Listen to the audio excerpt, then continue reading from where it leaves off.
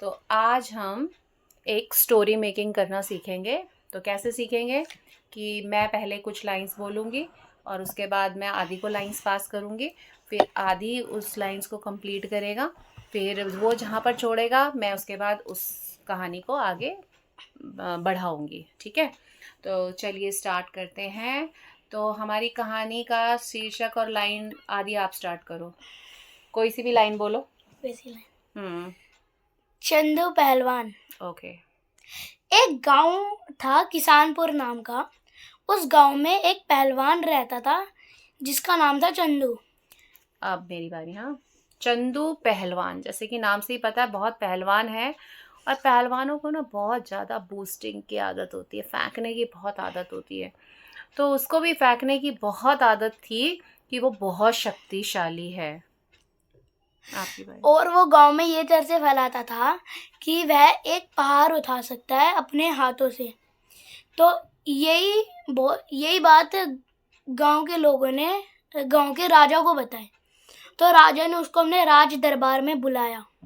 अब जब राज दरबार में बुलाया तो राजा ने उसको बोला, भाई तुम तो बहुत बड़े पहलवान हो, तो तुम एक काम करो, हमारे राज्य में ना रोज रात को कोई जानवर घुस आते हैं और वो लोगों को परेशान करते हैं। तो तुम ऐसा करो, ये वाला पहाड़ उठा के राज्य के उस तरफ रख दो, ताकि जंगल के आगे रख दो, ताकि वो जो जानवर हैं वो हमारे राज्य में ना आ सकें।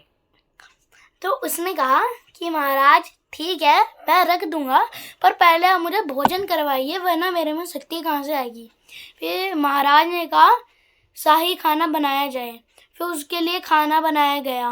फिर उसने खाना खा लिया। फिर राजा ने बोला, चलो अब तुम उस पहाड़ को उठा के गांव की दूसरी साइड रख दो। अब पहलवान ने तो बूस्टिंग कर रखी थी, वो तो सिर्फ फैलाता था ना बात। अब वो कैसे करे, पहाड़ को खाना भी खा चुका था और अब उसको पहाड़ उठाना था। तो अब उसने सोचा कि कुछ ना कुछ तो मुझे करना पड़ेगा। अगर मैंने डायरेक्टली राजा को मना किया तो राजा तो मुझे जिंदा मरवा देगा। तो वो राजा को उसने बोला कि महाराज, पहाड़ तो मैं तब उठाऊंगा जब इसके नीचे से उठाने की जगह होगी। तो पहले आप इसके नीचे से जगह हटाइए, तब जाकर मैं पहाड़ उठाऊंगा।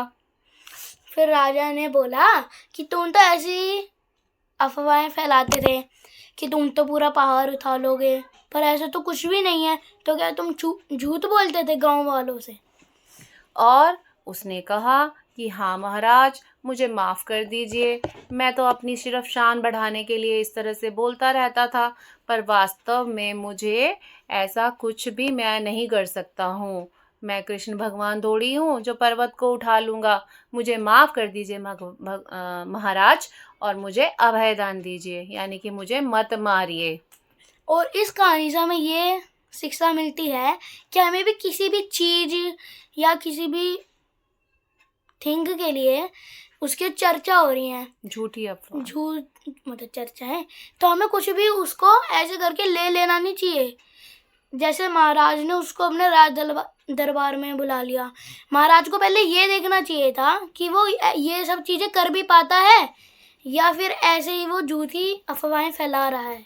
और हमें इससे एक और चीज़ सीखने को मिलती है कि हमें कभी अपनी झूठी बड़ाई नहीं करनी चाहिए, क्योंकि वक्त पड़ने पे जब वो काम पड़ता है और जब हम वो काम नहीं कर सकते हैं तो हमारी जगह घसाई होती है, फिर सब लोग हमारा मजाक उड़ाते हैं।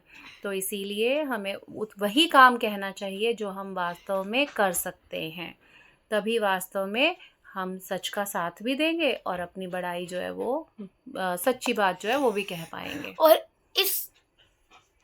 उसके बाद समय के बाद पहलवान को गांव से निकाल दिया गया, क्योंकि उसने झूठ बोला था, तो नेसेसरी था।